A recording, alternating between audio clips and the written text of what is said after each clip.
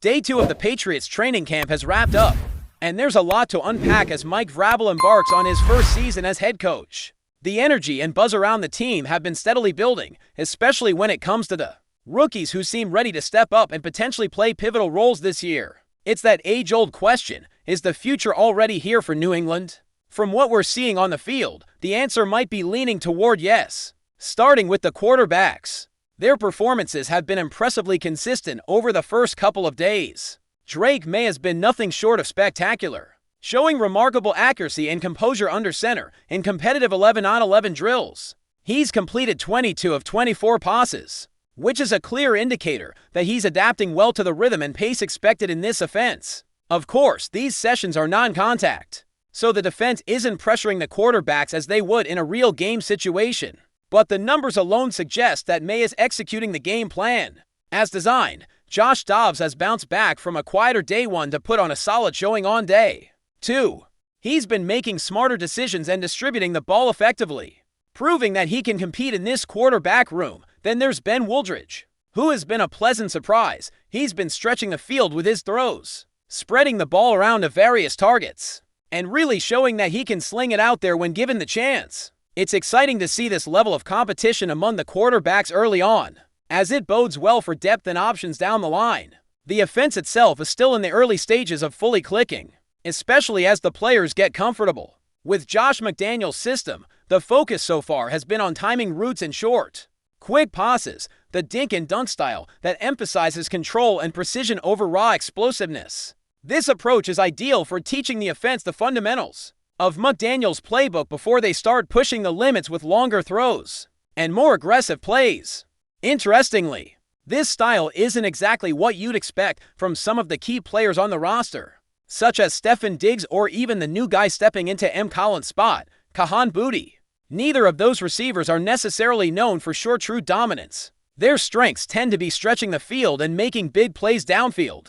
The same goes for tight end Hunter Henry, whose game is built around physicality and yard after catch rather than just quick passes. On the defensive side, while Kyle Williams grabbed the spotlight with a highlight-worthy play on day 1, it was Pop Douglas who stole the show on day 2 with a catch that looked like something straight out of a highlight reel.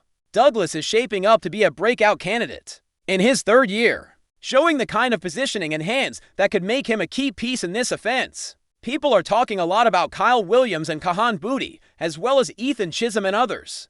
But Douglas shouldn't be overlooked. He's slated to be the starting slot receiver, which in McDaniels' offense means he'll be heavily involved. That slot role has historically been a launching pad for Patriots receivers to become stars. Just like Julian Edelman and Wes Welker before him, Douglas could be the next in that line. Meanwhile, the competition for the kicker spot is heating up. Andreas Borregales, who was a recent draft pick, is squaring off against veteran John Parker Romo. In the session so far, Romo has been perfect, hitting for out of 4 attempts, while Borregales has made 3 out of 4, with his miss coming from about 50 yards out. Both kickers have shown range and accuracy from 30 to 50 yards, which is promising. It's still early, but Borregales will need to demonstrate consistency to hold off Romo, who brings NFL experience to the table. It's never easy for rookies to immediately take over key roles, especially at a position like kicker where pressure and precision are paramount. Turning back to the rookies on offense, the question remains, is the future truly now for this Patriots team? All 4 of their top draft picks have been very active during offensive drills on day 2. Will Campbell, the first-round pick, is already stepping into the starting left tackle role and barely leaving the field during reps. He's showing the physical traits and technique that suggest he can hold up against the competition. Of course, it's important to temper expectations, because much of this work has been done without pads and contact, making it difficult to fully assess offensive and defensive linemen until the full contact sessions begin. Going up against speed rushers like Milton Williams, Kean White, and Harold Landry in these limited drills is challenging for an offensive lineman, since those defenders can use their quickness and bull rushes to create separation without needing to worry about pads. Trayvon Henderson, another rookie, has looked sharp when he gets the ball. His speed is evident, and he's been consistently making plays by outrunning defenders during drills. However, the same caveat applies. These are shell practices without pads, so the true test will come once the full contact sessions kick Kyle Williams had a great day 1 and continued to rotate in with the wide receivers on day 2. Though he did have a drop. Still, being on the field and making an impact shows that he's carving out a role. Jared Wilson. The surprise among the rookies isn't just rotating at center, but is also mixing in at left guard. He appears to have moved ahead of Caden Wallace, who was working at left guard on day 1. And Wilson could be pushing to earn a spot in the starting lineup, whether that's at center or guard. This competition among the offensive linemen, especially the rookies and young players, will be crucial for the Patriots to develop a sturdy front line, capable of protecting the quarterback and establishing the run game. Veteran Morgan Moses is currently taking some downtime, which is typical for a player with his experience and age. Duree Jacobs has been the primary backup in Moses' spot and has seen a good amount of reps, making sure the team has depth at the guard position.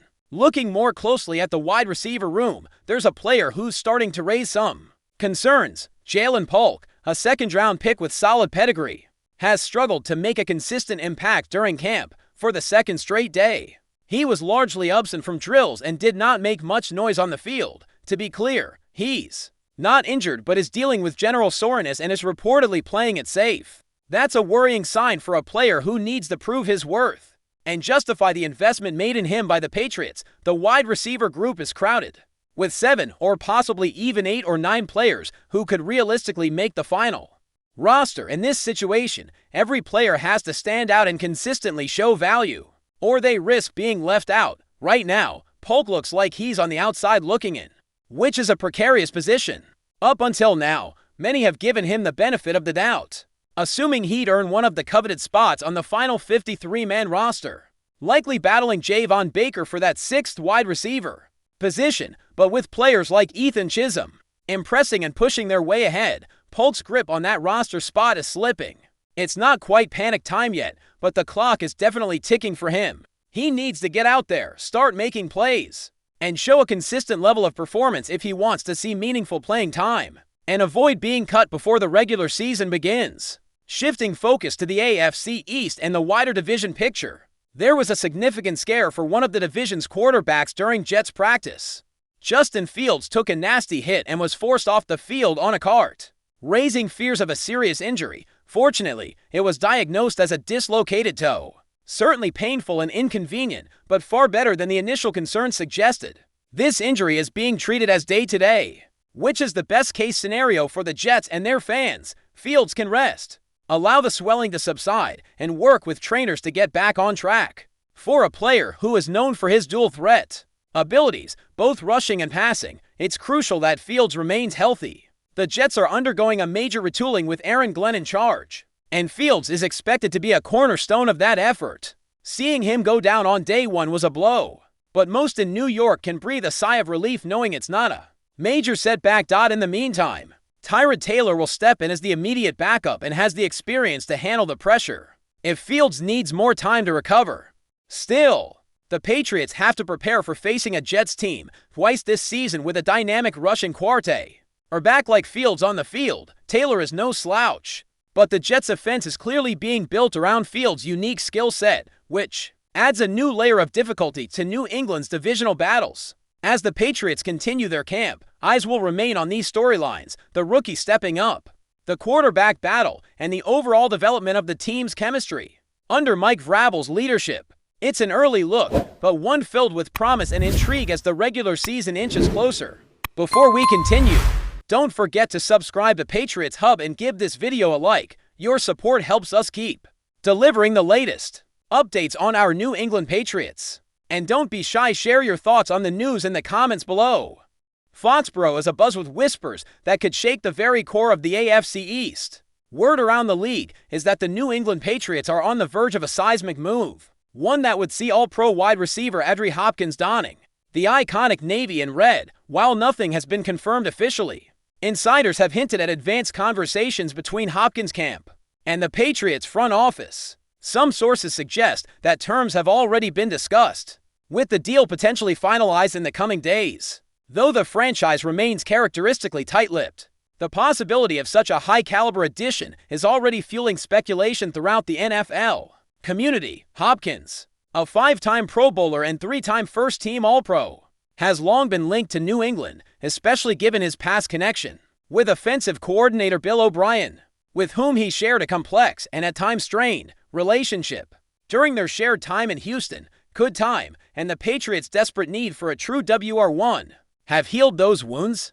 If the rumor holds weight, this move could be a game-changer for a Patriots offense that has struggled to regain its rhythm. Since the departure of Tom Brady, Mac Jones would instantly gain a reliable, elite target capable of turning contested catches into highlight reel moments. For a team seeking to return to playoff relevance, a weapon like Hopkins might be the missing piece. Skeptics point to salary cap implications and Hopkins' age. He turns 33 next year as potential hurdles, but New England has been known to make bold bets when the upside is too great to ignore. The team's quiet offseason so far might just have been the calm before the storm. Is this merely off-season chatter, or is a blockbuster truly brewing in Foxborough? One thing's certain, if DeAndre Hopkins is headed to the Patriots, the balance of power in the AFC East could tilt once more. That's it for this update. If you enjoyed the video and want to stay updated with exclusive news about our New England Patriots, be sure to subscribe to Patriots Hub and hit that like button. We can't wait to hear your thoughts in the comments. See you in the next video.